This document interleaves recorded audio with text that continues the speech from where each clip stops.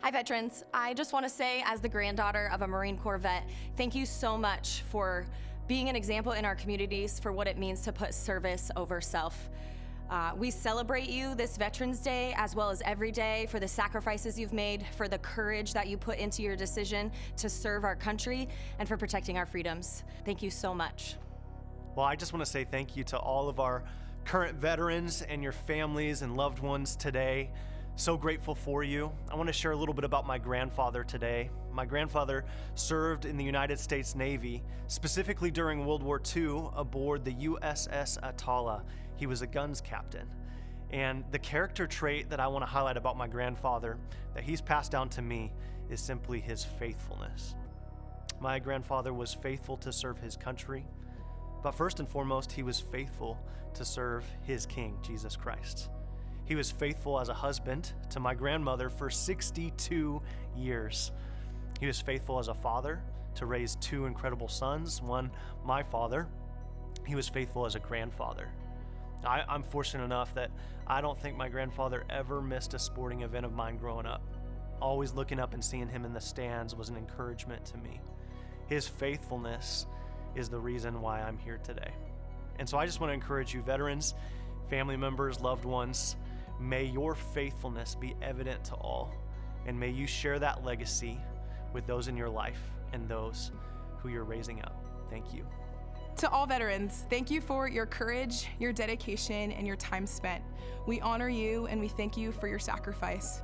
Hey veterans, I just want to say thank you so much for your sacrifice and all the things that you've given up to serve our country and to serve me and my family. It means the world. And you model humility, the fact that you would put others above yourself. So thank you to you and for your family and for their sacrifice. Just beyond grateful for what you've done.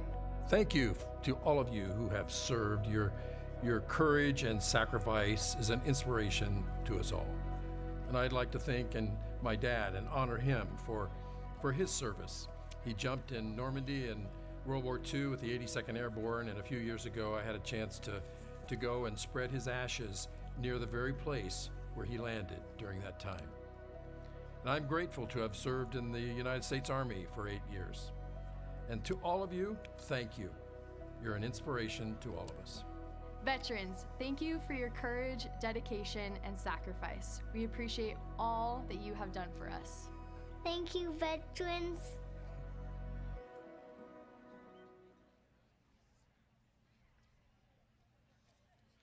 Good morning, ladies and gentlemen. Welcome. My name is Aaron Baker, and I serve as the Executive Director for the Anthem Community Council, the sponsoring entity for this event. I have a special bit of news to share with you at the beginning of this. Honor Flight Arizona is here with us today and sends its sincere thanks to all veterans for their service. They invite you to stop by for information and to sign up for an honor flight if you have not already done so. Also, please tune in to Channel 12 later today to see a Veterans Day special that was filmed during the October 22nd through the 24th Arizona Honor Flight. Two Channel 12 journalists accompanied this recent flight on a 3-day, 2-night trip to Washington, D.C. to visit their war and service memorials. On board were 67 of our Arizona veterans, with 2 having served during the Korean War and 65 during the Vietnam War era, including 2 female veterans.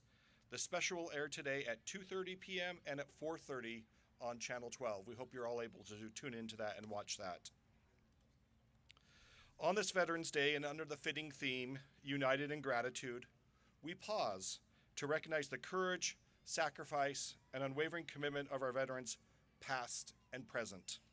It is a profound honor to gather with you all today as we come together as a community, united in appreciation and remembrance to pay tribute to the brave men and women who have served and sacrificed for our great nation. Veterans Day is more than just a date on the calendar. It reminds us of the freedoms we are able to enjoy every day, such as the freedom of speech, peaceful assembly, and opportunities for all who reside here in the United States of America. This freedom is safeguarded by the men and women who stepped forward in times of peace, and war. Today, we gather united not only in remembrance and gratitude, but love. Love bridges generations, communities, and backgrounds of every kind. This perspective says, we see you, we honor you, we thank you. Let us carry forward their stories and spirit. At this time, please join me in welcoming the Musical Theater of Anthem.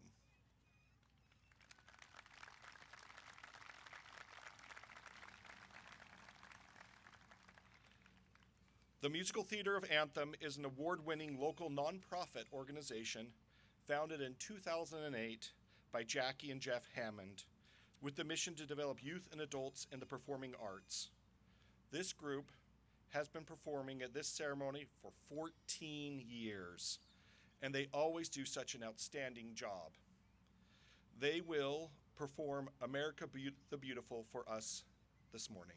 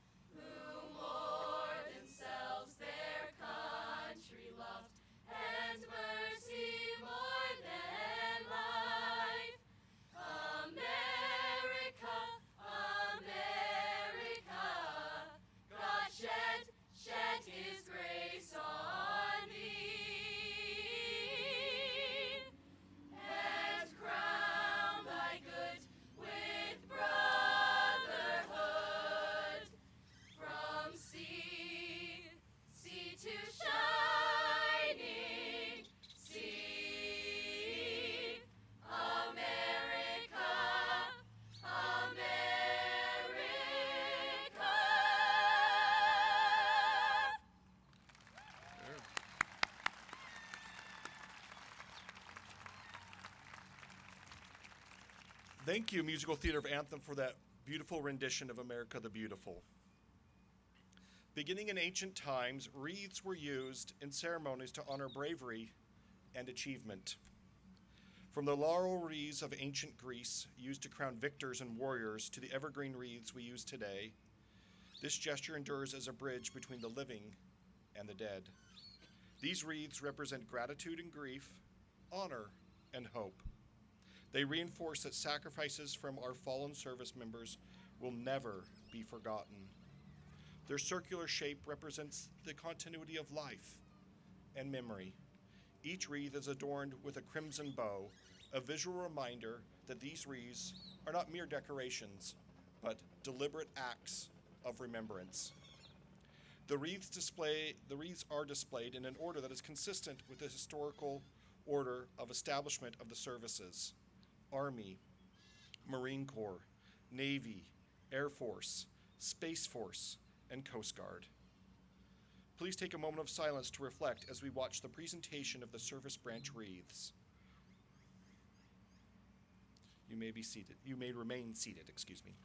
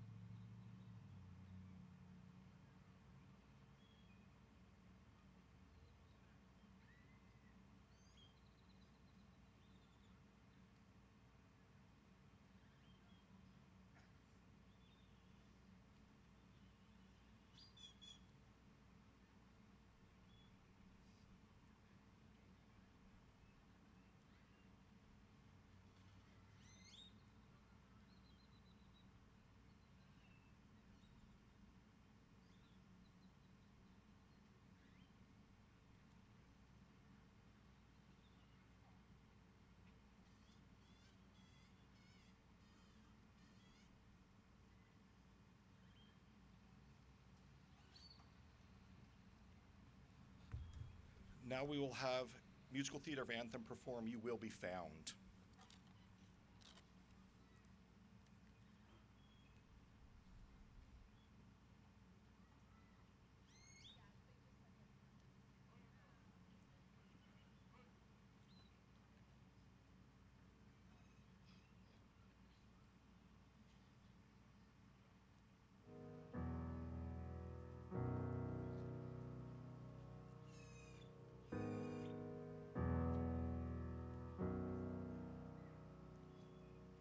Have you ever felt like nobody was there?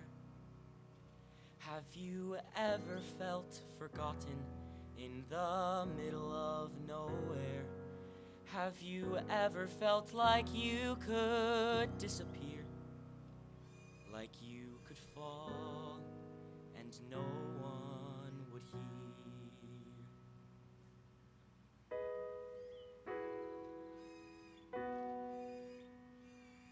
Well, let that lonely feeling wash away. Maybe there's a reason to believe you'll be okay. 'Cause when you don't feel strong enough to stand, you can reach out your hand. And oh, someone will come running, and I know they'll take you home.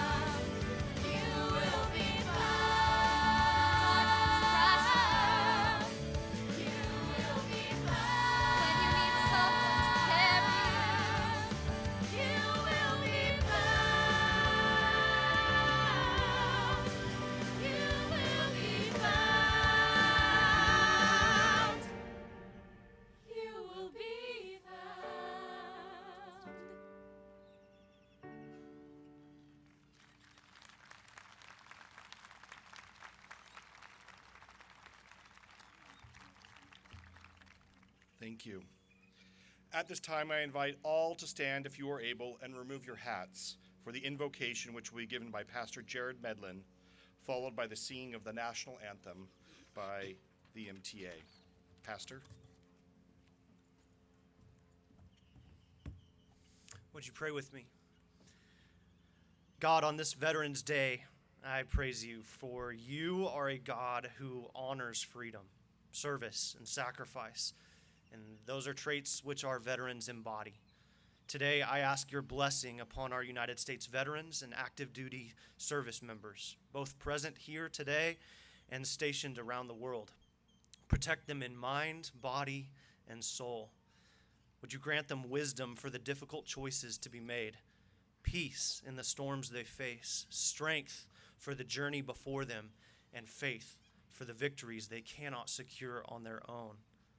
I lift before you their families, spouses, parents, children, and loved ones.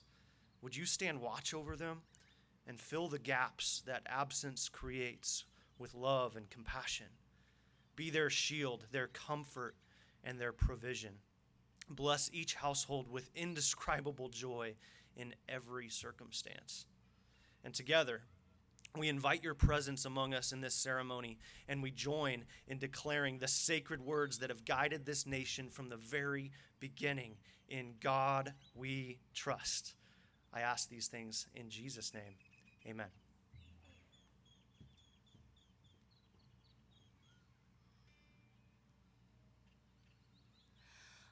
Oh, say, can you see by the dawn's early light what so proudly we hailed at the twilight's last gleaming, whose broad stripes and bright stars through the perilous fight o'er the ramparts we watched were so gallantly streaming, and the rockets' red glare, the bombs bursting in air, gave proof through the night that our flag was still there.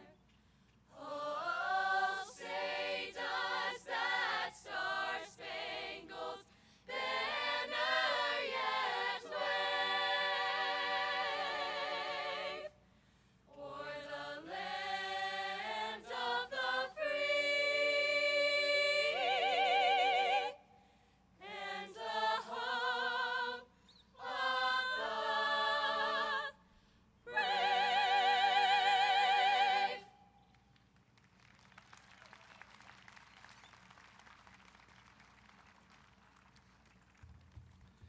You may be seated. On behalf of the Anthem Community Council, happy Veterans Day. Veterans Day began as Armistice Day, honoring those who served in World War I. After World War II, the name was changed to Veterans Day, but the date, November 11th, remained the same. The monument behind me serves as a tribute to veterans. I'd like to give you some background information about it. The Anthem Veterans Memorial, or AVM for short, honors this history symbolically with a perfectly timed solar spotlight at 11:11 a.m., as that is the time on November 11th, the armistice to end World War I was signed. At the Anthem Veterans Memorial, we honor and salute all who served in the past and all those who serve presently. We also take this day to honor our veteran and active duty families, to pay tribute to each of our military branches, and remember significant days in military history. It serves to honor, salute, and support you all every day of the year, and especially today.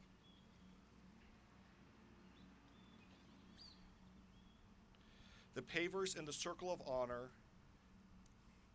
honor over 6,000 veterans and active duty soldiers. There are over 60 businesses, community members, and nonprofits surrounding the Circle of Honor as supporters to this project and our men and women.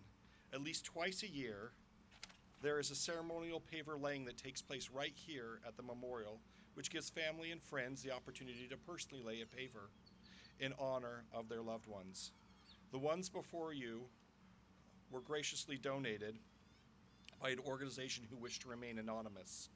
The pavers from left to right read Stephen Dinkowski, Sergeant First Class, Keith Wilkeson, Chief Petty Officer, U.S. Navy, Xavier Samuel Juarez, U.S. Army Sergeant E5.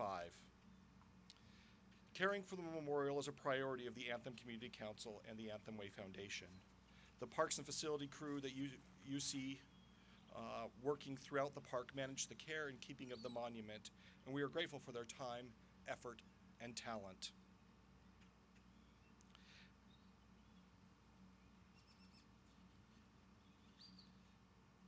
At this time, I would like to introduce Stephen Dinkowski, who serves as the Anthem Community Council's Director of Communications.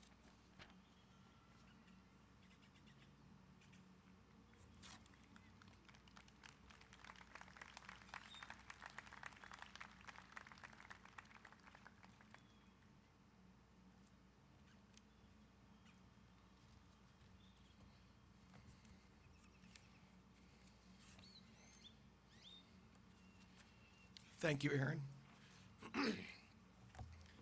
This year marks the 250th birthday for 3 of the United States military branches. But before we honor the respective branches, let's take a moment to reflect on the United States military today. As the largest military in the world, the United States is responsible for 750 military installations in over 80 countries. There are over 2.1 million personnel in the United States military. For the land, the United States maintains nearly 500,000 armored vehicles, including light, medium, and heavy battle tanks, armored personnel carriers, rocket launcher systems, and armored reconnaissance vehicles. The United States military stands ready. Let's honor the men and women who have served and currently serve in our military.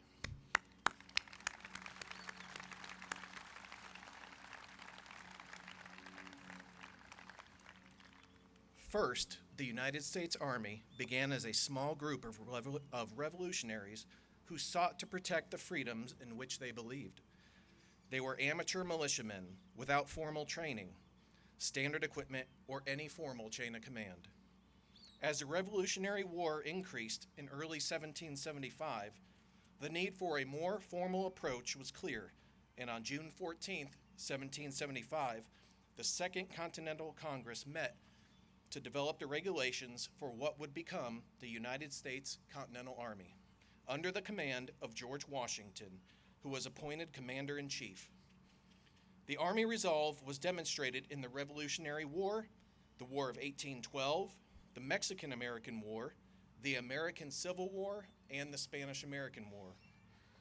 Prior to the United States' involvement in World War I, the Army and National Guard combined held just 200,000 soldiers, a vast difference to the fighting force in Europe.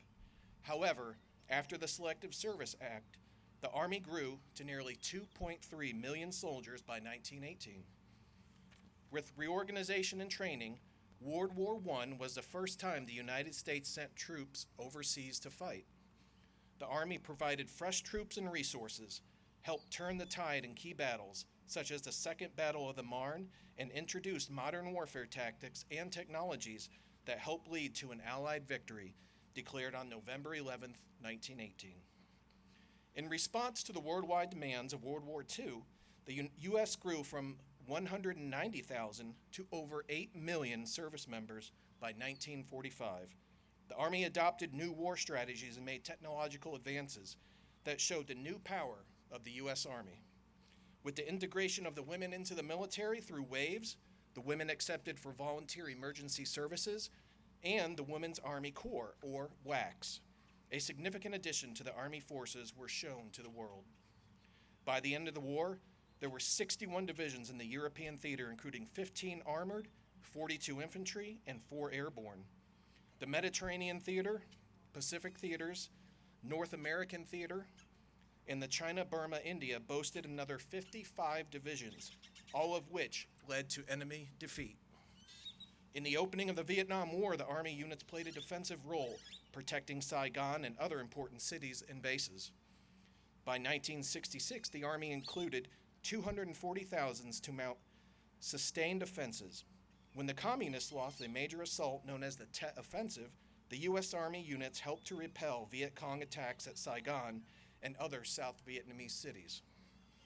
From the Gulf War to the War on Terror, and throughout numerous conflicts and peacekeeping missions here and abroad, the United States Army has remained Army strong.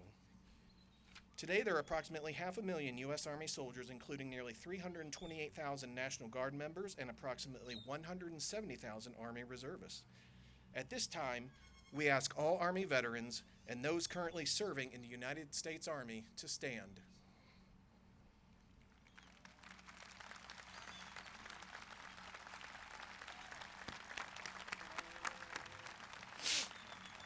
The Army Creed reminds us that its members are American soldiers first, a warrior and a member of a team, those who serve the people of the United States and live the Army values. They place mission first. They never accept defeat. They never leave a fallen comrade behind. They are disciplined, physically and mentally tough, trained and proficient in their warrior tasks and drills. They maintain their arms and their equipment. They are experts and professionals, ready to deploy, engage, and destroy the enemies of the United States in close combat. They are guardians of freedom and the American way of life. They are an American soldier. They are all that they can be. We encourage all to sing along and stand when your service branch song is sung. Please remain standing as we join the Musical Theater of Anthem perform the U.S. Army song.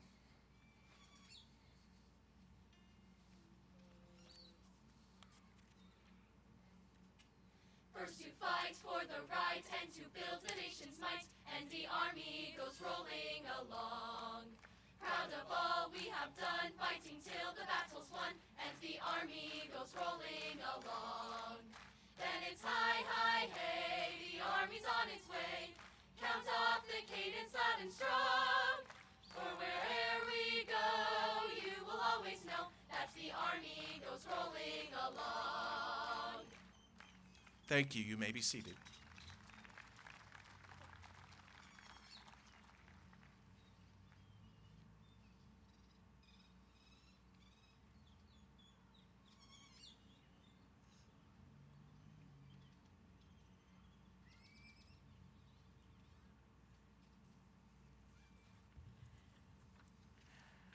Good morning.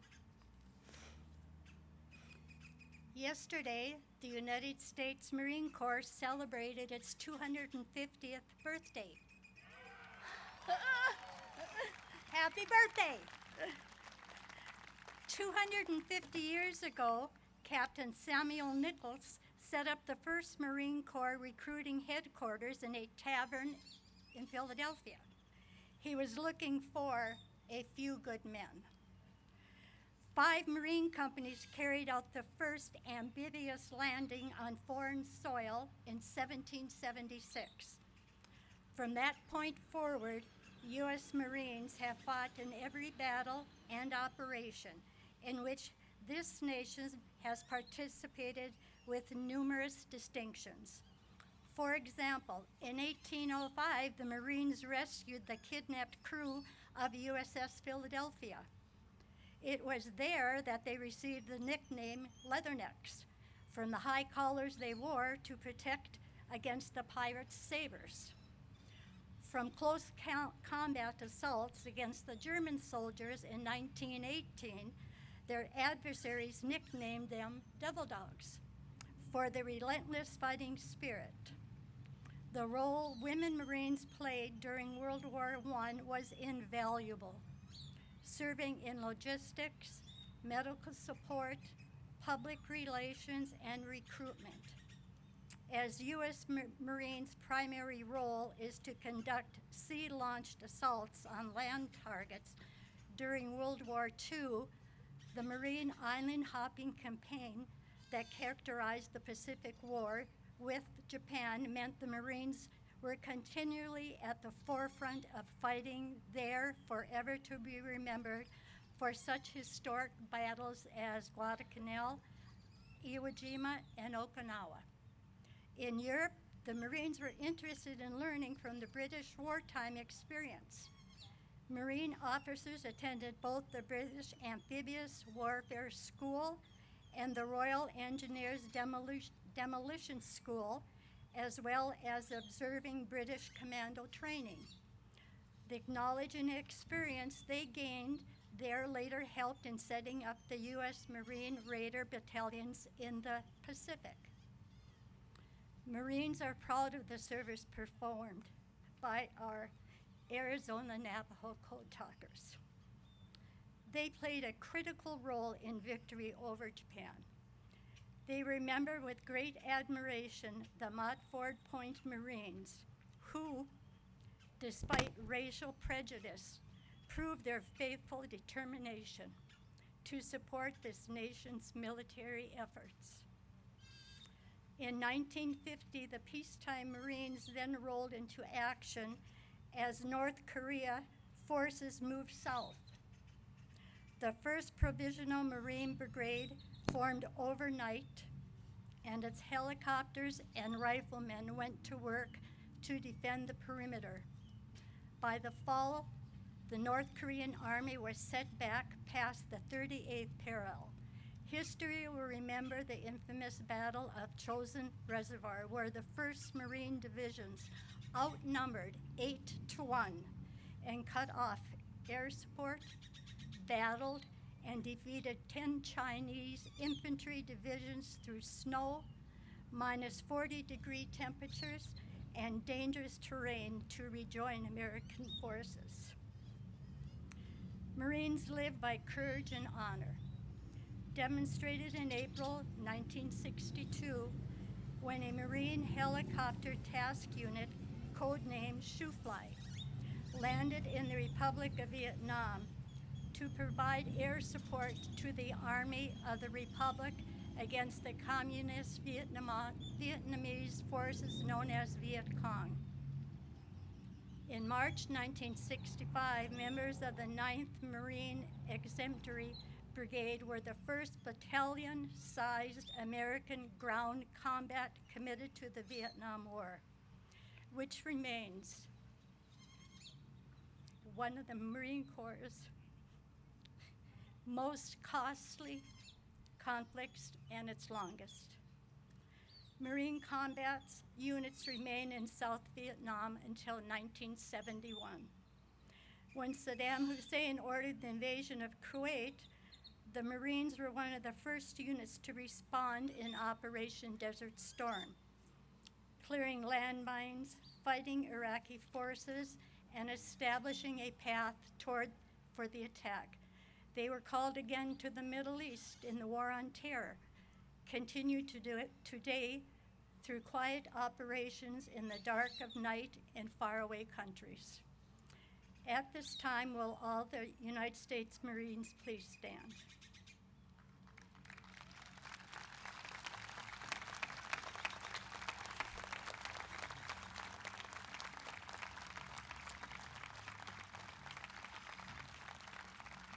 Please remain standing. Marines express greetings and admiration through their battle cry, hoorah!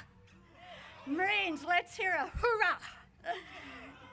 As you all know, Marine continues as then and are now are the few and the proud, those who resolve to fight and win for our nation's common cause. After all, once a Marine, always a Marine.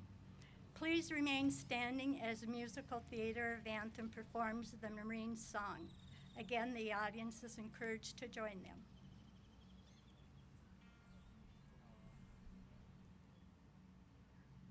From the halls of Montezuma to the shores of Tripoli, we will fight our country's battles in the air, on land and sea. First to fight for right and freedom, and to keep our honor clean. We are proud to claim the title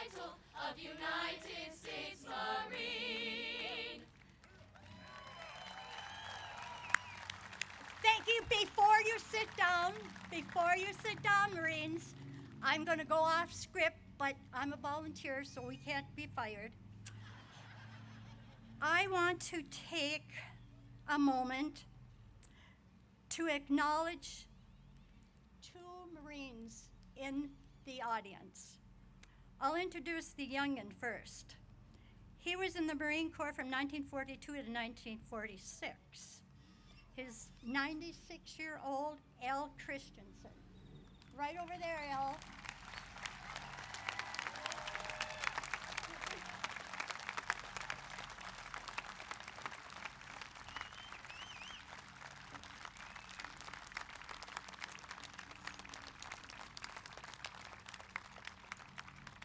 The other one I want to recognize is Mr. Richard Russell.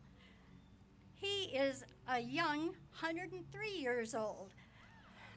Please, please, let them hear how grateful we are for their service.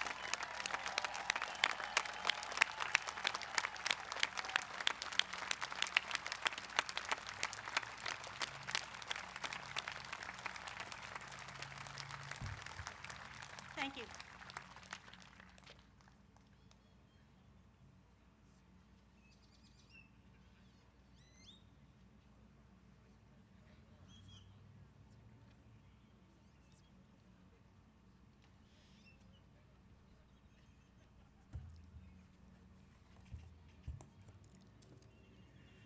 This year, we also celebrate the 250th birthday of the United States Navy.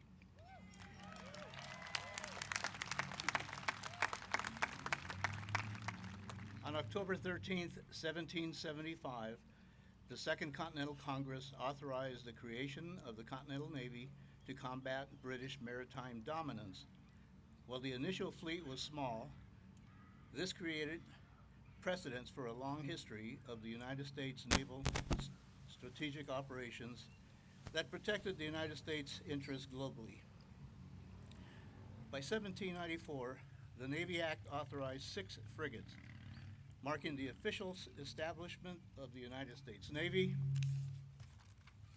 While the Navy originally relied on frigates powered by the wind, the invention of steam power propelled the Navy to develop ironclad ships during the Civil War. Transforming the Navy's innovative shipbuilding presence, the first submarine, the USS Holland, was commissioned in 1897 and acquired by the U.S. Navy in April of 1900. The USS Holland was equipped with an 18-inch torpedo tunnel with 3 torpedoes and 2 aerial torpedoes. President Theodore Roosevelt commissioned 16 battleships, known as the Great White Fleet, that circumnavigated the globe from 1907 to 1909, solidifying the Navy's emergence as a global power, while also fostering diplomatic relations and showcasing the naval role in international affairs. During World War I, the U.S. Navy not only conveyed thousands of troops from America to Italy and France, it also focused on countering enemy U-boats. In November of that year, 2 destroyers became the first U.S. Navy ships to sink an enemy submarine. To assist in preventing U-boats from reaching Atlantic shipping lanes, the U.S. Navy laid over 56,500 mines in the North Sea, while battleships reinforced the British blockade. During World War II, the Navy's operations in the Pacific Campaign, Midway, Coral Sea, and the Atlantic campaigns were pivotal in defeating those who dared to attack the United States and its allies. Given the global demands of the war, the Navy expanded from 335,000 to over 3 million personnel, with an additional 482,000 Marines. It was the development of advanced naval technology, strategic operations that cut enemy supply lines, and numerous amphibious operations, such as the D-Day invasion at Normandy, that assisted in changing the enemy's tempos, leading to VJ Day, September 1945. The Vietnam War showcased naval strategies that helped shape the course of the war through unique capabilities and a multi-faced nature of the U.S. involvement in Vietnam. The naval role in amphibious support of ground troops, airstrikes from naval carriers on North Vietnam, extensive involvement in transporting troops and equipment while patrolling the river systems and the coastlines to prevent supplies from getting to the enemy were critical in the U.S. military efforts. The Navy's strategic adaptations and multi-phase approach changed the dynamics of the U.S. war efforts.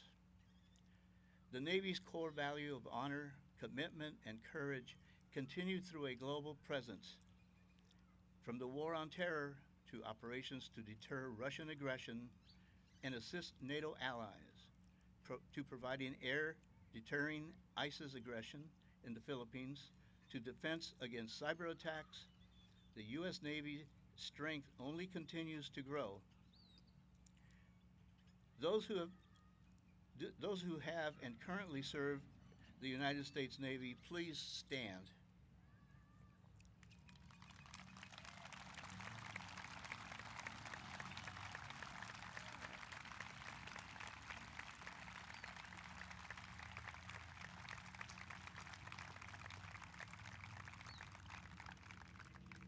You have shown the U.S. Navy is ready to move at any time to defend this nation and our allies. You have proven the United States Navy is the strongest naval force in the world. Navy men and women here today, please join the MTA as they sing the Navy song, Anchors Aweigh.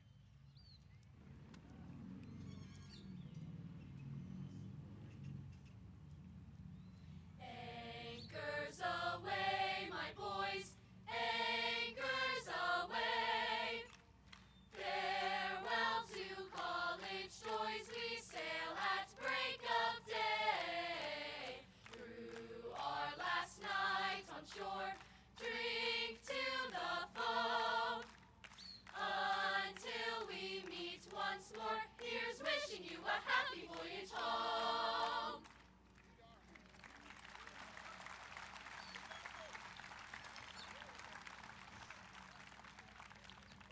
Thank you, sailors. You may be seated.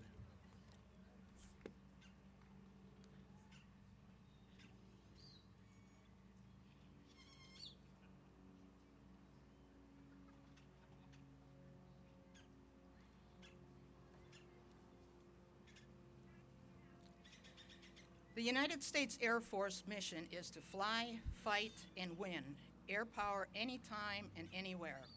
Evolving from the Army Signal Corps to the 1st Army Squadron to the Army Air Corps, the fighting efforts of airmen in World War I and World War II established the need for air power and the birth of the United States Air Force in 1947. It was this separation from the U.S. Army that allowed the Air Force to test its wings and expand its growth to a superpower it is today. Just months after it was formed, the Air Force played a vital role in the Berlin airlift, flying thousands of missions to deliver essential supplies to the isolated city and demonstrated the Air Force's strategic airlift capabilities to the world. This year marks the 75th anniversary of the start of the Korean War, the first war in which the United States Air Force, established as a separate and essential branch of the U.S. Armed Forces, was called.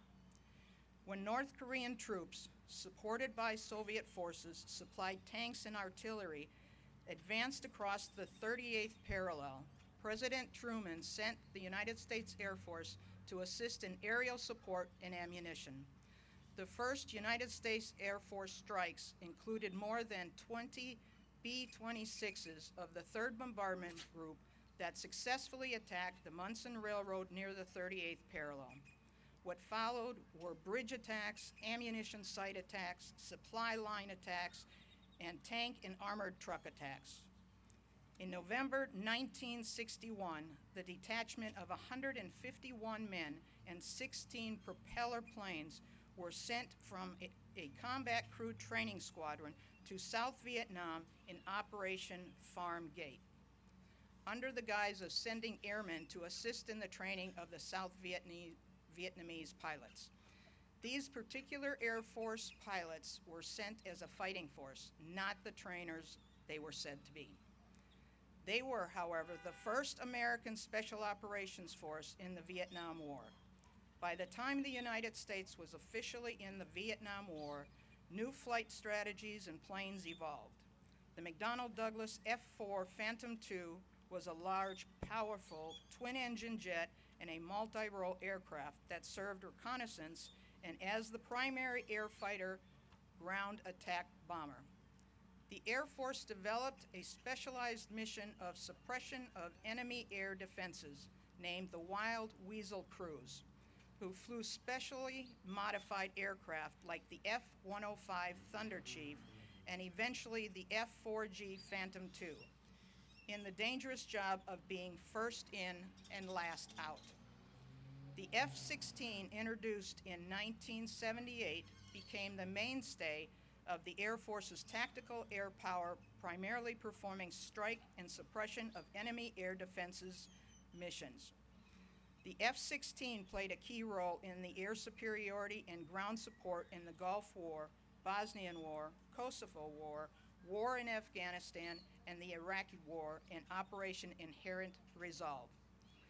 On Desert Storm's opening night, while other aircraft attacked peripheral targets, the new star of the Air Force, the stealth F-117, flew invisibly and unopposed in the heart of Baghdad, destroying key command and control bunkers, communication centers, and air defense headquarters, effectively blinding Iraqi leadership from the outset.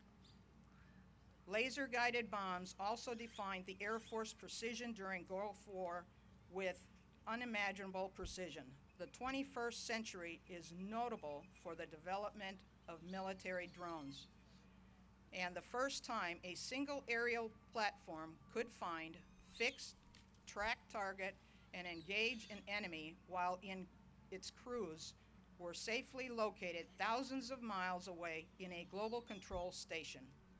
The F-22 Raptor, combining stealth, speed, and extreme maneuverability, was recently followed by the F-35, described by the Air Force as agile, versatile, high-performance, 9G-capable multi-role fighter that combines stealth, sensor fusion, and unprecedented situational awareness. Please stand if you are a veteran or currently serving in the United States Air Force.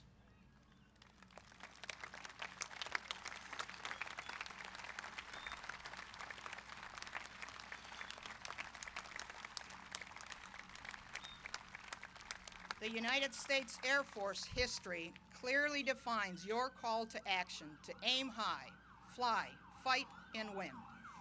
The strategic and technological advancements you have made and will continue to make shows the world the United States Air Force is the strongest military force in the sky. Please join Musical Theater of Anthem as they sing the United States Air Force song.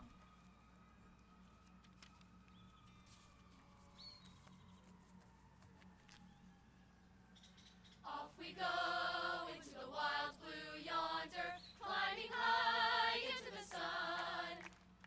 Here they come, zooming to meet our thunder. Atom boys, give her the gun. Down we dive, spouting our flame from under. Off with one hell of a roar.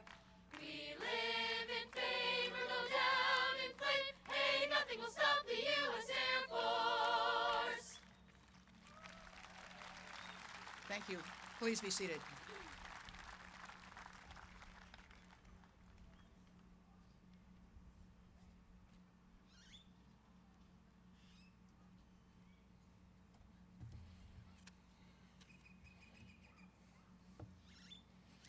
At this time, I call your attention to the small round table before me, which is set in honor of prisoners of war and over 81,000 veterans who remain missing in action. This table is highly symbolic, and you may be compelled to never forget that while we enjoy our daily pleasures, there are others who have endured and may still be enduring the agonies of pain, deprivation, and internment. A place of dignity and honor resides near the head of the table. It is set for one, symbolizing the fact that members of our Corps are missing from our ranks. They are referred to as prisoners of war and are missing in action. We call them comrades. They are unable to be with their loved ones and families today, so I ask that we join together to pay our humble tribute to them and bear witness to their continued absence. The tablecloth is white, symbolic of their purity of intentions to respond to their nation's call to bear arms.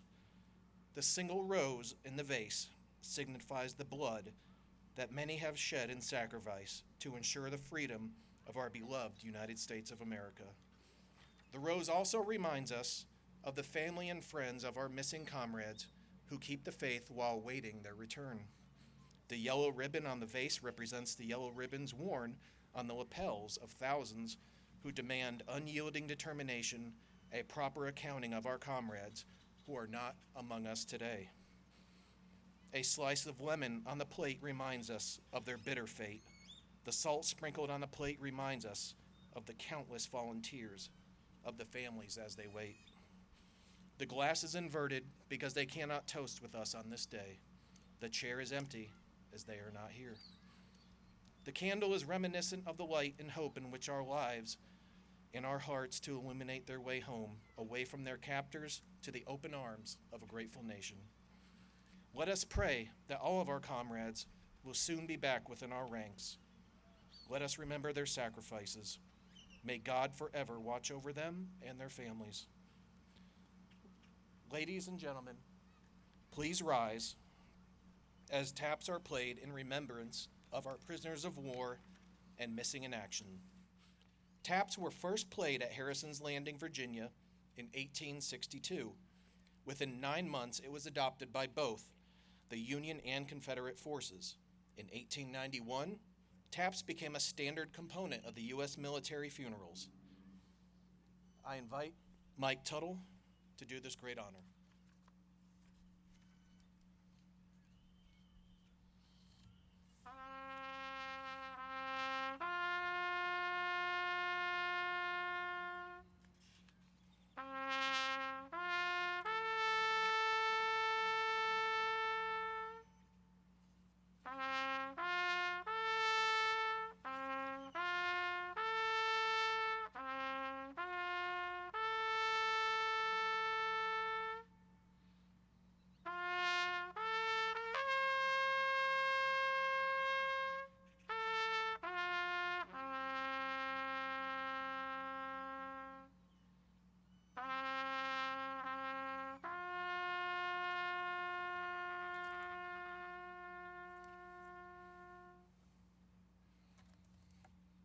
You may be seated.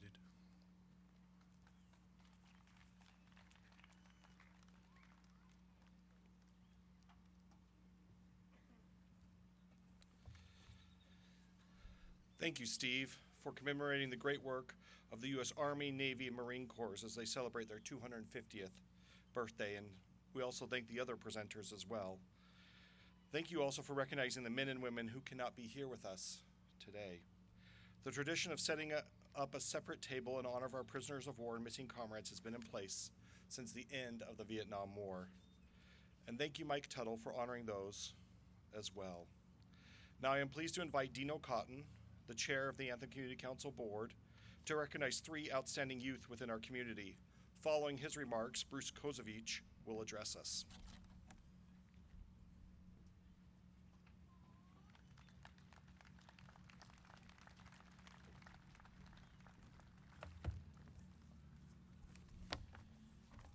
Thank you, Aaron.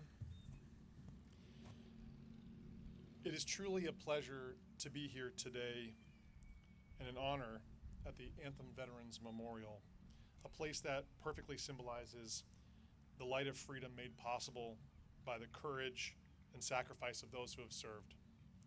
Each year, as we gather here on Veterans Day, we're reminded of the words from John 15:13. Greater love has no one than this, to lay down one's life for one's friends.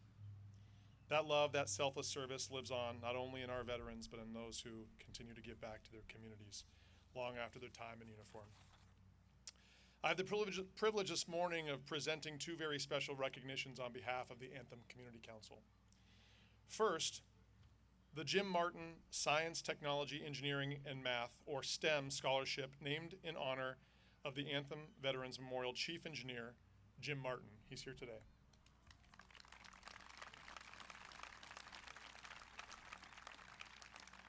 This scholarship supports graduating high school seniors who demonstrate exceptional ability in math or engineering combined with determination, integrity, and community spirit. This year, 3 outstanding students have been awarded $1,000 scholarships, and our recipients are Lennon Hammond, who attends the University of California, Berkeley, Jackie from Musical Theater of Anthem sung, Logan Strout, who attends Arizona State University,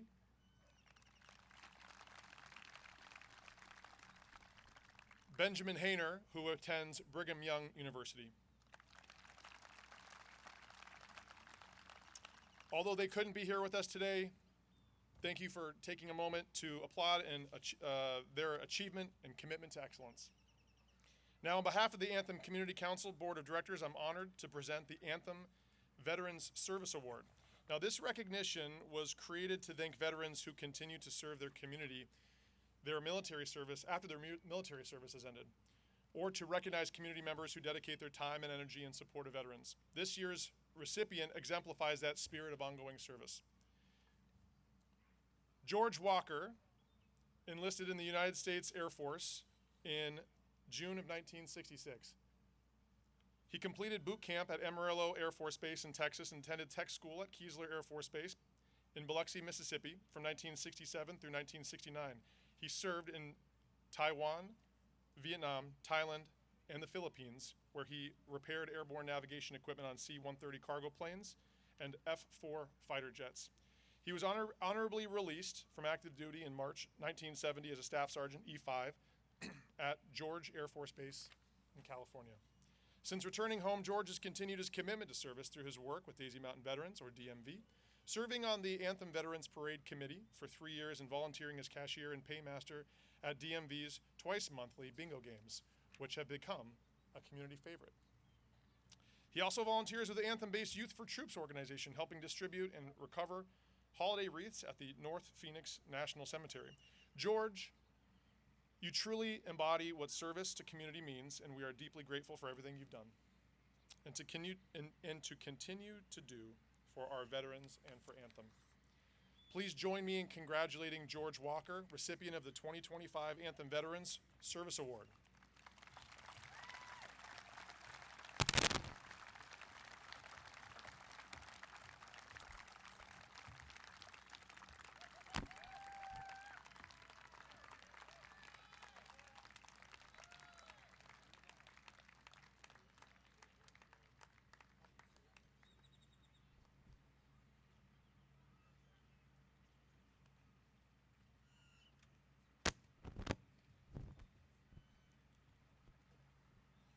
I realize we're on a time crunch, so I'll be brief. That's hard to believe, but I can. I want to thank for the nomination. I want to thank the committee for the selection. It's an honor to be named with the people that have gotten this award before I have, some of who are here today. Part of the mission of the American Legion, I want to thank the American Legion. Part of our mission is to give back to the community, and my part in doing that is that I work with the schools, the middle schools and the high schools, for speech contests, essay contests, and Boy State and Girl State. I want to thank the schools for letting me come in and meet with the students and the staff. I want to thank my wife, Leslie Walker. She's a retired educator, and she lets me know what I can and cannot expect from the schools. Thanks to Daisy Mountain Veterans, who provides support, financial support, for me to be able to hack one of the missions that the Legion has. Hack used to mean had a different meaning back then. Thanks to Youth for Troops, they work really hard to get activities for us to participate in. I want to thank Jim Martin, for he's a fellow engineer from Missouri that designed this helps make this day even more special than it normally is. Thank you very much. And Anthem, thank you for supporting Daisy Mountain Veterans Bingo and Youth for Troops. Anthem, thank you. I'm proud to be a veteran. I'm proud to be a veteran of Anthem.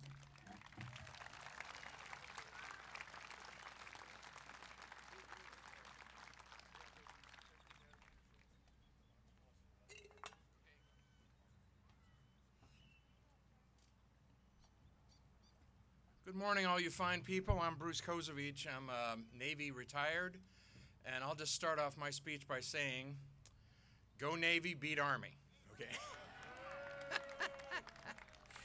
Now, I want to thank the Anthem Community Center for allowing me to spend some time with you good folks, distinguished guests, veterans, ladies and gentlemen. The Vietnam War was a huge dilemma. Vietnam came to be seen as a war that could not be won, yet must not be lost. Senator Edward Kennedy back in the day said it was time to terminate America's endless support for an endless war. It's kind of like what happens when an immovable force beats the irresistible object, you know? Not much happens, and that's exactly what was happening in Vietnam. But the Vietnam veterans in this audience, who I'm looking at right now, were the ones that really kept things going. You did your job and you kept the mission front and center. And for that, you're to be appreciated, thanked, and recognized.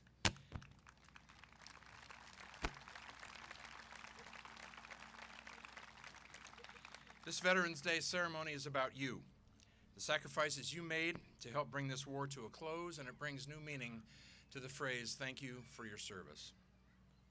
Now, there have been volumes written, songs sung, movies made about the Vietnam War, right? It remains a topic of debate and study.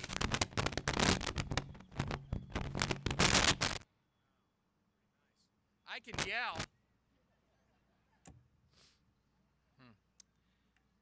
I served during that era. In nearly 72 million baby boomers of my age born into the Vietnam era draft.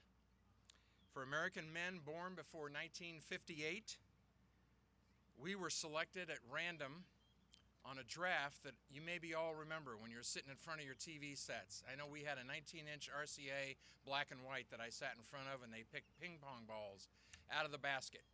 And on each ping pong ball was a date, and that date corresponded to your draft number. And this is one lottery you did not want to win, let me tell you. The official end of Vietnam was April 30th, 1975, just over 50 years ago. On that date, President Gerald Ford declared the Vietnam War is, quote, finished as far as the United States is concerned, end quote. In that 20-year struggle, America lost 58,220 U.S. service members.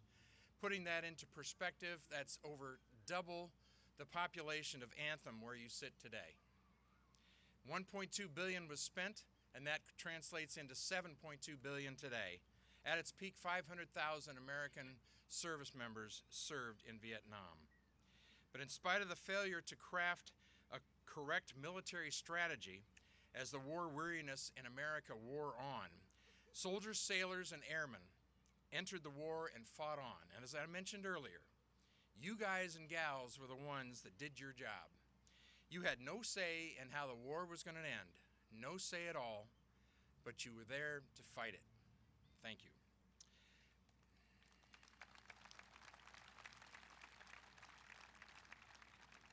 One of those who joined the service voluntarily in the Army chose a career was a guy named Frank Lambert. I don't know if you know Frank. I had the honor of meeting him years ago. Super guy, lives here in the Valley.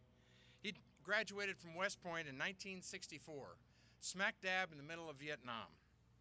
And they say graduates from West Point usually hope to serve honorably in a war. Well, definitely Frank got his wish. He was assigned as a company commander of the 1st Air Cavalry Division, operating in a new area of operations in the northern part of South Vietnam. They were ordered to the A Cho Valley, where the enemy had established resupply routes to the south, and their mission was to secure the area to prevent the North Vietnamese from using these routes. Well, April 28th, 1968 was a bad day for Captain Lambert. It was to be his last day as a company commander. He was ordered to make contact with the enemy and drive them from their positions on the road. They were in thick jungle terrain, and when his second lieutenant platoon leader moved out, he was immediately killed. Frank then led the way for his troops and was coming out of a bomb crater when he was shot in the leg. Crawling toward a tree, he was shot again, this time right in the butt, and he lost consciousness. When he regained consciousness, he was with his radio operators who stayed with him. It was at night. They heard shots fired, grenades that appeared to be getting closer up the road.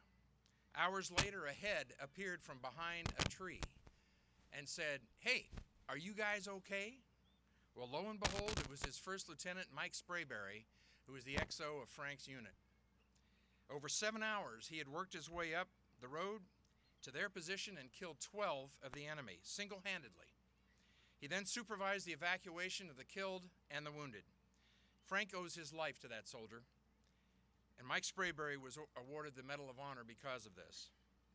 Unfortunately, Frank's story is one of thousands that we've heard during that time in our nation's history. Bottom line, all were called to serve. All volunteered to write that legendary blank check that we've heard so much about, serving their country in their capacity to help make it a safe place to live and work. They gave up the normal progression of their daily lives to do something whose end was civic and was worthy. They willingly placed themselves in harm's way for the greater good. Now, there's a lot of smack talk between services, right?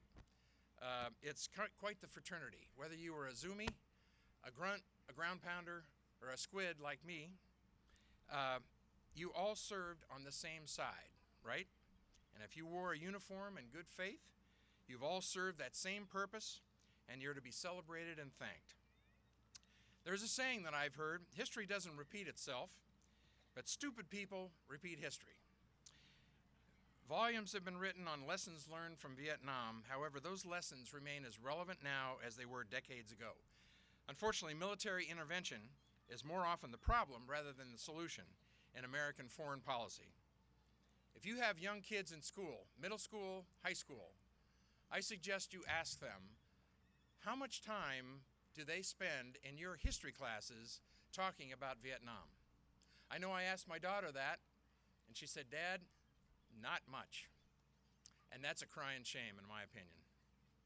But let me leave you with this thought as you leave the ceremony today, that no matter how much time is devoted to the discussion of the Vietnam War, we'll never forget the ultimate sacrifice that over 58,000 men and women made and gave for this country. If you served during this time, in any capacity, we thank you, we remember you, we honor your service, and definitely that includes spouses and families. May God bless you, and may God bless this nation. Thank you very much.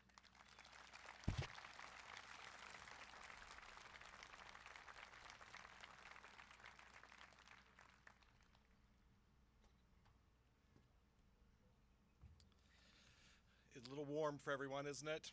Hey, at this point, we're going to pause our program for our Solar Spotlight coming up. After the Solar Spotlight, we have our keynote speaker, Rear Admiral Bill Putnam, and then we have two special things after that as well. I realize everyone's a little warm, but I just wanted you to be aware that we are aware of the heat. On Veterans Day, November 11th at 11:11 a.m., the sun's rays pass through the oculus of each pillar, creating a solar spotlight that shines on the Great Seal, a heavenly tribute to our brave veterans. The Anthem Veterans Memorial is a monument dedicated to honoring the service and sacrifice of our country's armed forces. It is a place of honor and reflection for veterans, their families, and friends, and also is a place to show respect to those servicemen and women who have continue to courageously serve our country. Now the time is fast approaching here. In about a minute and a half, we would ask that people give plenty of space. It's there on the screen as well. And so please be respectful of other people, don't crowd. Thank you.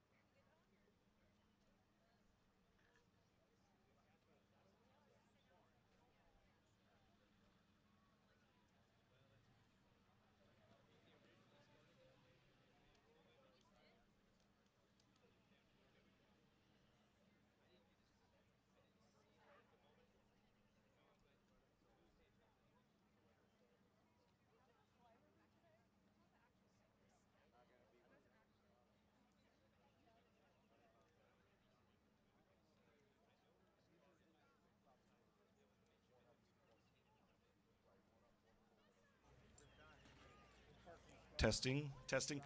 All right, folks, if we could have you please return to your seats. We will keep the Great Seal up on the screen so you can continue to watch that and see it. But please, if you could return to your seat so we can continue with our program. We have our keynote speaker here in just a moment. Please return to your seats. Thank you.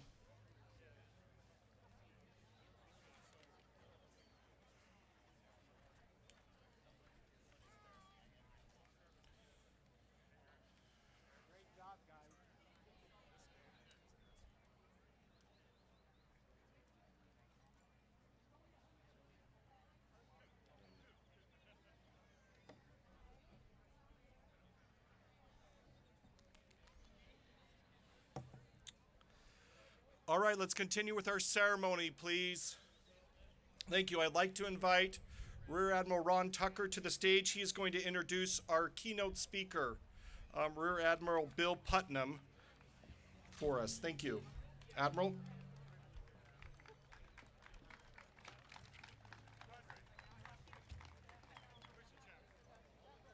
I have the honor to introduce our keynote speaker,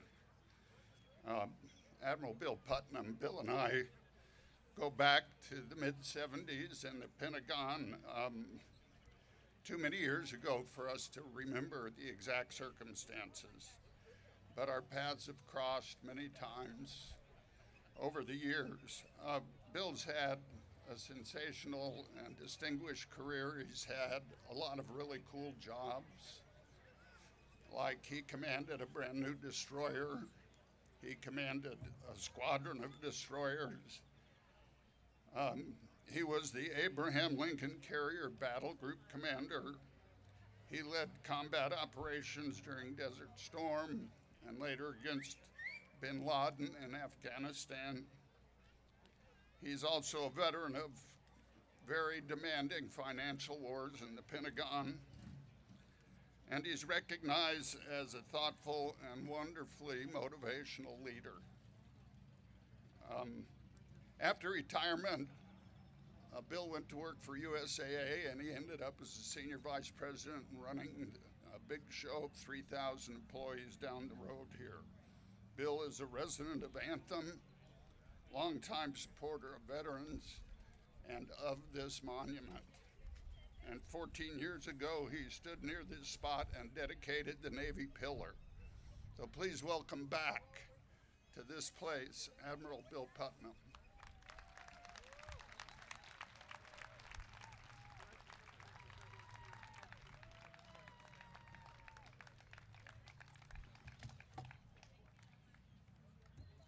Thank you, Ron, not only for the kind words, but also for your enormous contribution to the community going on 25 years now.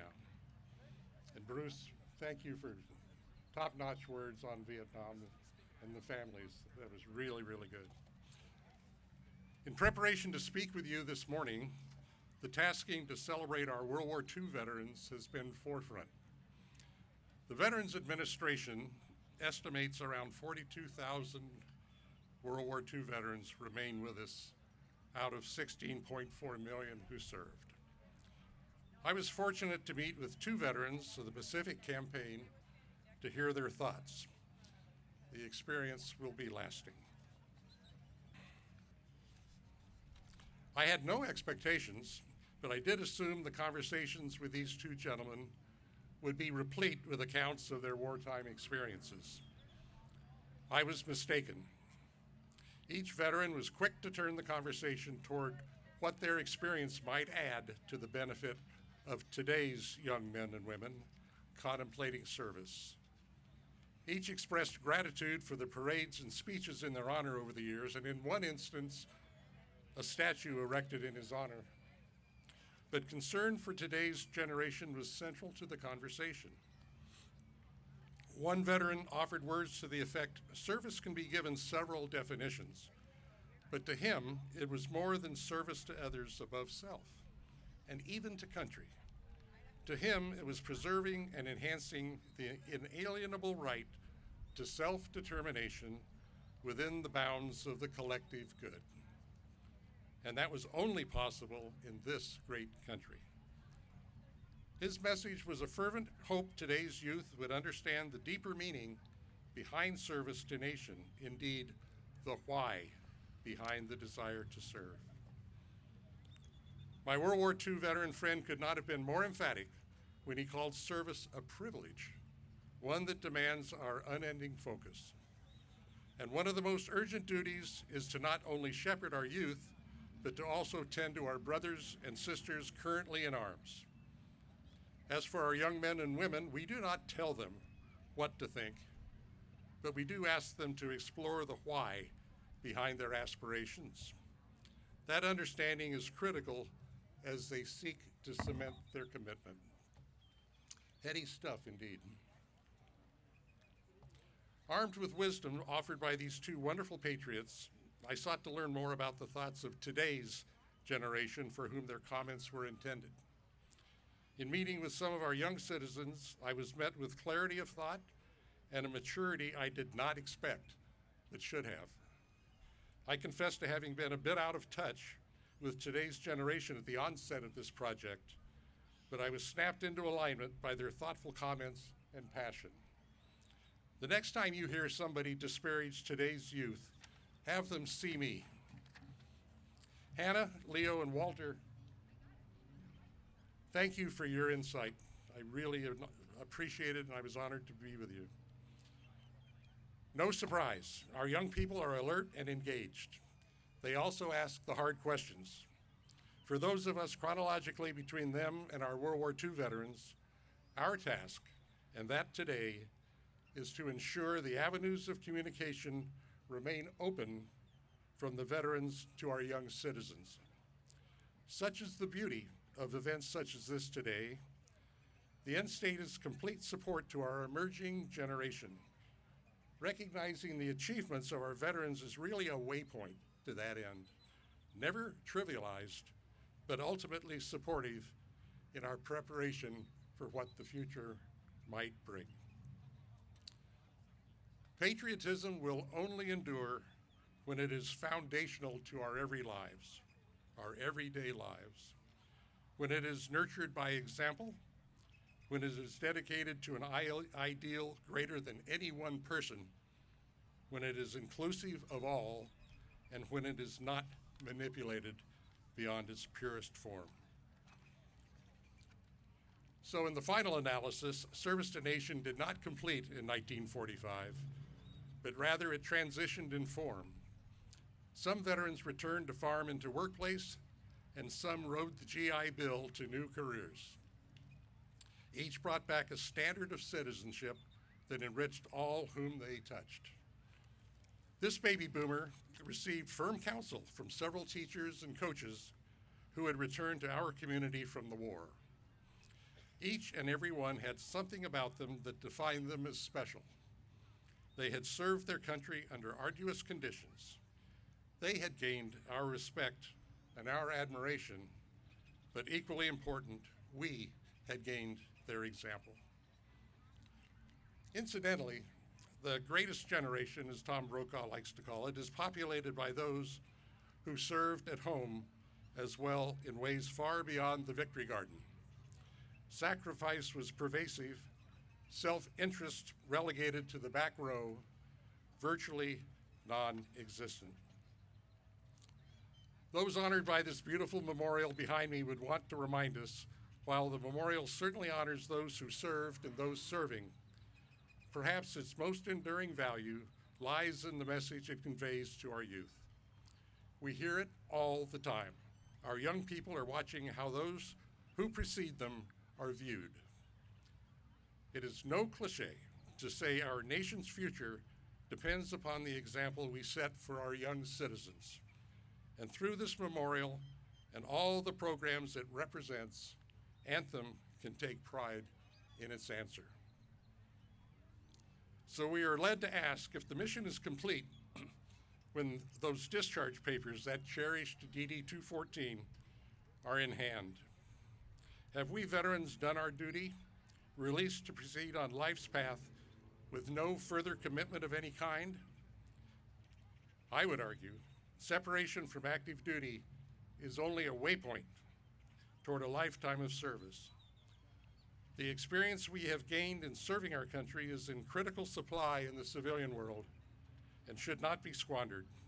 We still have so much to offer, and we have an obligation to do so. Veterans' contributions are but a thread in the fabric of the nation, joined by the threads of patriots like you assembled here today, by other unheralded everyday heroes, and by our fundamental belief in the common good. Perhaps we have explored a template today throughout this program. It's my fervent hope we have. Thank you for your time this morning. It's a beautiful day in the United States of America. Thank you.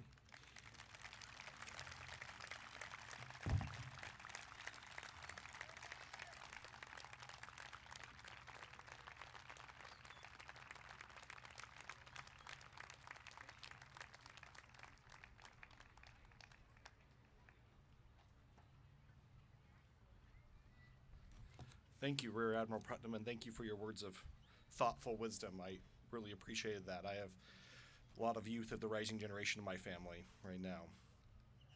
We are now going to have two special things. We will have a swearing in by Captain Graham, who will perform that. It will be a ceremonial swearing in, and then we will have a presentation from Tanya Jackson from Daisy Mountain Quilters of a Quilt of Valor.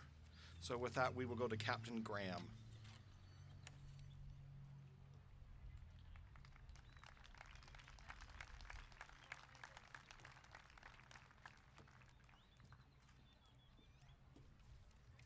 All right, good morning, Anthem. Actually, good afternoon almost. I promise I'll be quick. It's pretty warm out here. I'm Lieutenant Colonel Stephen Weber. I'm the commander of the United States Army Recruiting Battalion in Phoenix and a proud member of this Anthem community. With me today are members of my team and some of our local recruits and future soldiers and sailors who will take the oath of enlistment on this great morning. Happy Veterans Day to all who have, are, and continue to serve this great nation of ours. First and foremost, I would like to thank the Anthem Community Council, veterans and service organizations, and the entire community for the invitation to once again be part of this great celebration. You are true community partners, and we thank you for your support. Today we are going to witness a special moment for these future soldiers. The oath of enlistment is more than a tradition. It's a powerful and symbolic step that marks the beginning of a recruit's journey into military service. This moment is filled with meaning, not only for those who raise their right hand, but also for the family members, friends, and fellow Americans who witness it. By taking the oath, a recruit makes a solemn promise to uphold the Constitution of the United States and to serve with honor, integrity, and courage. It reflects a deep sense of duty and the willingness to protect our nation from all threats, foreign and domestic. But beyond that, the oath is a personal commitment and one that represents the transition from civilian life to a life of service, discipline, and sacrifice. The ceremony also serves as a public declaration of responsibility, respect for the chain of command, and recognition of the historical significance of joining the ranks of those who have served before and continue to provide the support and shoulders that we stand on with pride, many of which are here in the crowd today. While each recruit may have their own reasons for enlisting, whether it is to follow in the footsteps of a loved one, seek new opportunities, or grow as a leader and a citizen, this shared commitment unites them in purpose and in service to something greater than themselves. As these future service members promise to support and defend our Constitution and nation, I want to personally thank each and every one of them for taking the leap that 99% of their peers have not.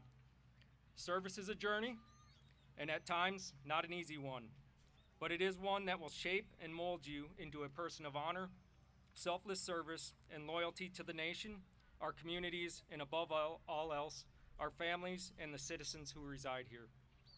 At this point, I got all the future soldiers, sailors, and airmen in front of me. I'd like to bring Captain Christopher Graham up to the stage to administer the oath.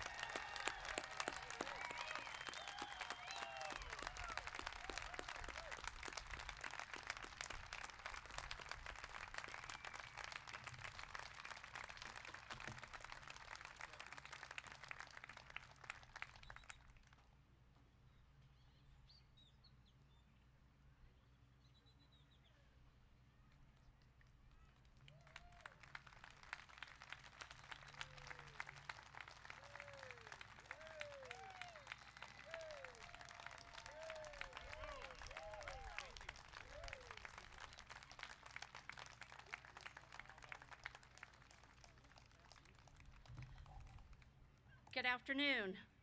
I am Tona Jackson with the Quilts of Valor. Today, it is my privilege to honor Peter Bratz, Scott Sternthal, and David Crass. Will the three of you please stand?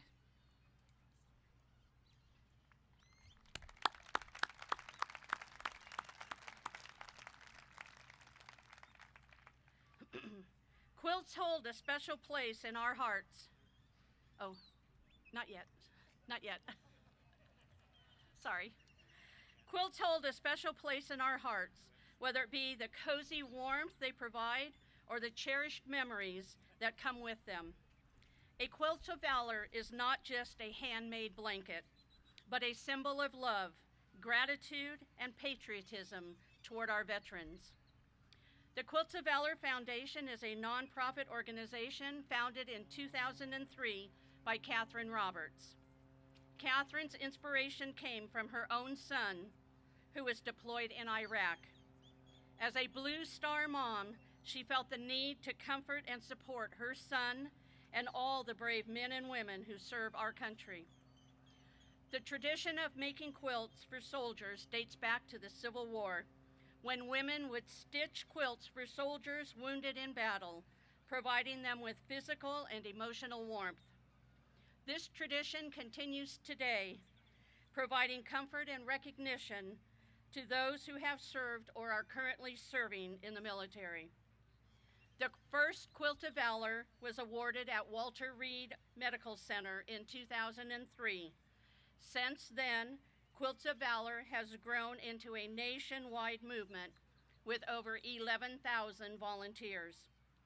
Together, we have made and awarded more than 427,000 handmade quilts to service members and veterans.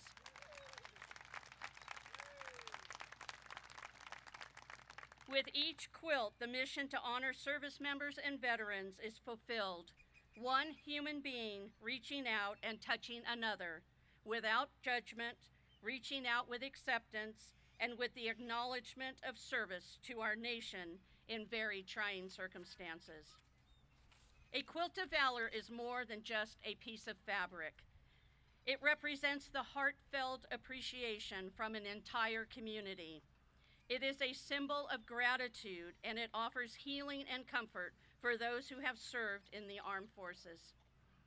The process of making a quilt of valor involves skill, dedication, and countless hours of work from volunteers who selfishly contribute their time and effort. A quilt of valor is not just a blanket. A blanket is a single piece of fabric. A quilt of valor has 3 layers held together by the stitches. Think of the layers in this way. The top of the quilt has many colors and shapes and fabrics. This is much like what happens when you entered the military. People from all walks of life joined with each other to form one unit. The batting is the center of the quilt, its warmth. It represents our hope that these quilts will bring warmth, comfort, and peace to the individuals who receive them. The backing is its strength that supports the other layers. It represents the strength of the recipients, the support of their families, our communities, and our nation. Each stitch that holds the layers together represents love, gratitude, and sometimes the tears of the makers. A quilt of valor brings a 3-part message: honor, freedom, and comfort. First, we honor each of you here today, Peter, Scott, David, and now Dub, for your service to our country. We honor you for leaving all you hold dear to stand in harm's way in a time of crisis, protecting us from the effects of war. Next, we all know that freedom is not free. The cost of our freedom is beyond words. President John F. Kennedy said, "Ask not what your country can do for you, ask what you can do for your country. Men and women have lost their lives to provide the freedoms that we enjoy and many take for granted. Many veterans have stood watch, fought, and sacrificed so that others don't have to. They stood at America's gate and served every day with honor and dedication. Not a single veteran volunteered to be wounded. Not one of them attained his or her injuries by choice. Our debt to the heroic men and women in service to our country can never be repaid. And finally, these quilts are meant to offer comfort to each of you, Peter, Scott, David, and Dub, and to remind you that although your family and friends cannot be with you at all times, you are forever in our thoughts and our hearts. Okay, Peter, you're up.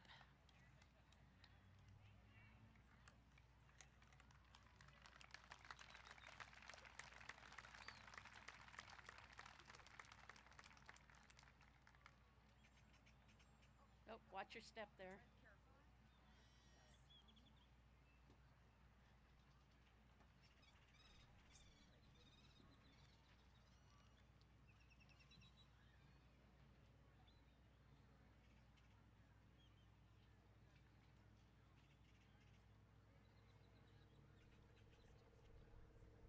We practiced this. We really did. Sometimes it doesn't work. Nope. Okay. There's your quilt. Peter, this is your quilt. I'm so honored. This is a beautiful gift. Absolutely. Did I come this way? No, just stay right there. Peter Bratz joined the United States Navy in 1963 and was accepted into Officer Candidate School. Lieutenant Bratz was home-based in Yokosuka, Japan. He served as a deck officer and operations officer on the USS Whitfield County, LST 1169. An LST is a landing ship tank that is used to transport tanks, trucks, and troops. Lieutenant Bratz participated in various amphibious operations as well as many resupply and support missions in Vietnam from 1964 to 1967. Ladies? Ladies?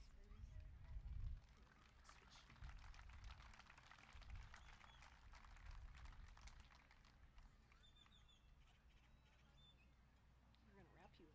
It's hot enough. Hugs. Thank you so much for your service. Hugs. And I get one. I'll never forget this. Thank you for your service. Yep. David, we're going to pivot you. We're going to pivot you so that they can see the back. So that they can see the back. This is what we call the money shot.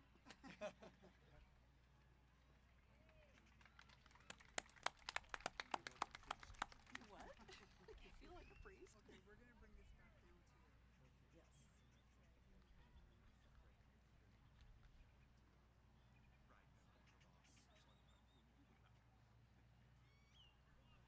Alrighty, Scott, you're next.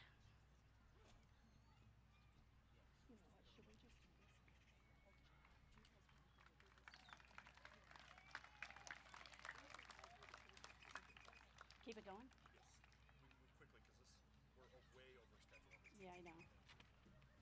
Stay right there, sir.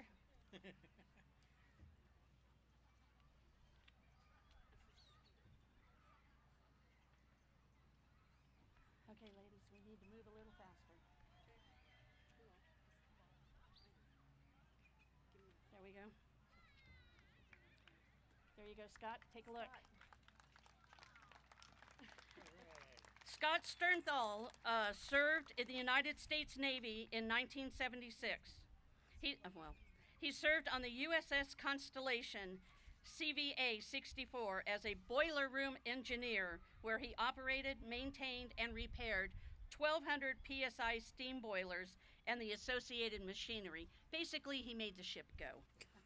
Petty Officer Second Class Sternthal's duty stations included Hawaii, Alaska, the Philippines, Hong Kong, Japan, Korea, Thailand, and Singapore. The USS Constellation was a Kitty Hawk class supercarrier. All right, ladies. Time to get warmed up. Time to get warmed up. Jenny, this way.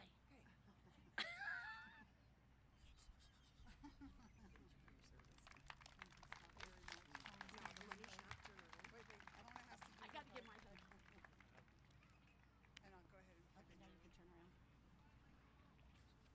here we go. Yeah, just stay right there. Okay. We're falling off. Okay. No, just like that. All righty. Okay. You're done. So we're going to bring it back to you. Yep. You sit down. Thank you. Thank you. All righty, David. I'm going to step down. And then you might want to help Deb get going. I think we're going to have to go down there. Okay, that's fine. Oh, see if he needs some. Yep. Are you sure?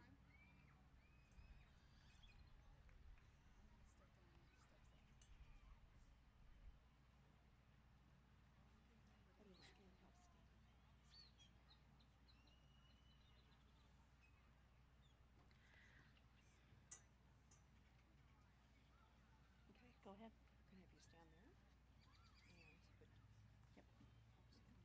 we want to show this to you, David, first. Up there. This. David, can you turn at all? David, look behind you. Can you turn? He's probably already seen it. Yeah, once. Oh. David enlisted in the United States Navy in 1965 at the age of 18. David served on the USS Monmouth County, LST 1032, as head electrician operating the ship's electrical systems. As part of the Mobile Riverine Force, that's the Brown River Navy, they patrolled the river and delivered military supplies, tanks, vehicles, food, and personnel to military bases in cities along the rivers within Vietnam. David quickly learned not to light a cigarette at night while anchored. David's last assignment was aboard the USS McKean DD or DE? DD 784, cruising on the Columbia River to Vancouver to participate in the 1969 4th of July celebration.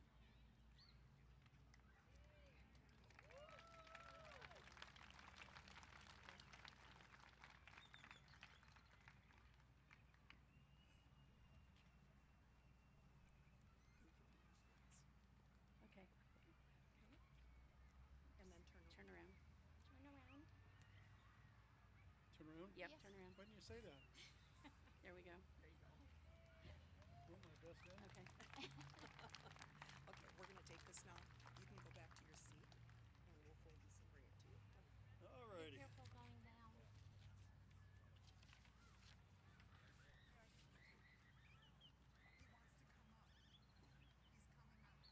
Yeah. Next, we will have W.L. Dub Button.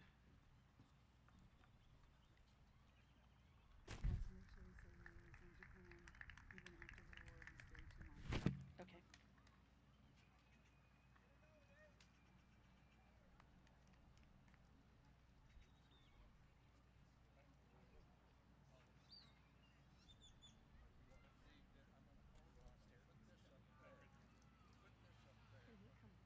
He said he can.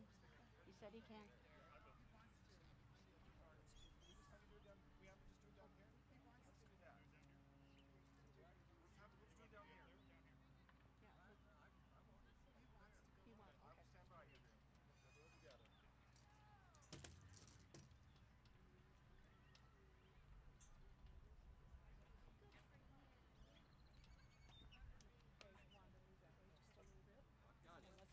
Stand right here. Now step back so that he can see it right away when Turn around. Step back. So we have a special presentation for Dub. Dub served in the U.S. Navy during World War II. After the war ended, he continued to serve in Japan for an additional 2 months. Correct? Yes. Okay. And we have it was 2 years. Oh, I'm sorry, 2 years in Japan. For a total service of how many years? I have no idea. Okay. Where's Wanda? Oh. Are you done? Yep. Go ahead.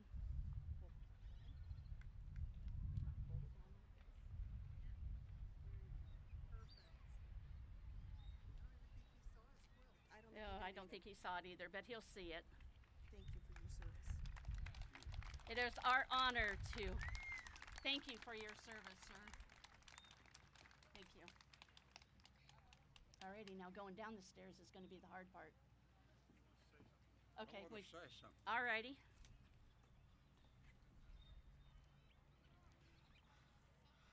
I want you to know this has been probably the most impressive ceremony for the armed forces that I have ever seen. I was told when I appeared here and got out of our car with where my name was on our parking lot that, what was I going to say? That it was going to be a lovely day, and I cannot tell you how lovely it has been. And I feel absolutely honored to be here, standing here, but all of the accolades to me are undeserved. I enjoyed my service to the ultimate. I was in Japan for 2 years after I had been on the USS San Marcos and another bigger ship where I became the navigator. And I was honored to be able to get the ship from Tokyo Bay to Honolulu to be repaired because we went through a big hurricane. Now, I'm not going to be I won't take any more of your time, but I want you to know naval career was incredibly enjoyable. I fell in love, for example, with the people of Japan. They, when we ensigns would get off our ship and walk along the sidewalk from Yokosuka to Tokyo, they would stand aside, bow their heads as we passed by. They were showing respect and love of God.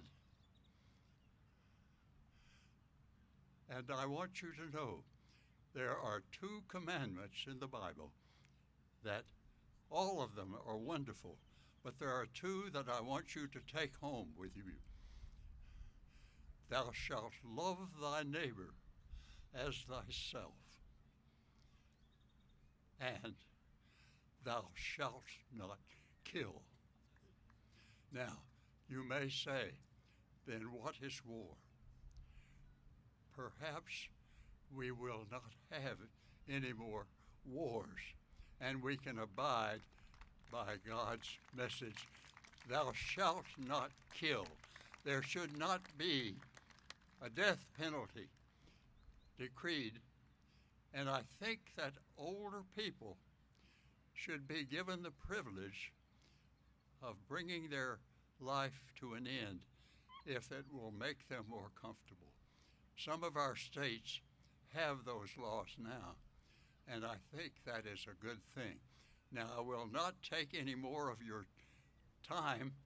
We're all going to start now getting into the traffic, getting out of here. Thank you very much.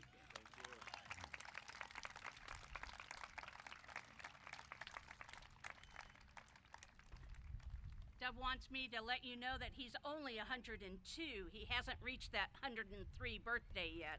July 24th. July 24th, he will be 103 years young. I'd like to mention that Dub's quilt was made by Wanda. It was hanging in our booth, and it was our pleasure to take it down and award it to Dub today. These quilts, all 4 of them, are presented with a heartfelt hug that comes not only from us, but from every member of the Quilts of Valor family. It is our hope, gentlemen, that each of you will use these quilts and that you will keep them with you as a reminder that there are millions of men and women across this land who are forever in your debt. On behalf of the Quilts of Valor Foundation and a grateful nation, with our deepest and sincerest appreciation, we thank each and every one of you, Scott, Peter, and David, and Deb, for your service to our country. If you'd like to have more information about Quilts of Valor or nominating a veteran to receive a Quilt of Valor, please come over to our booth. Thank you.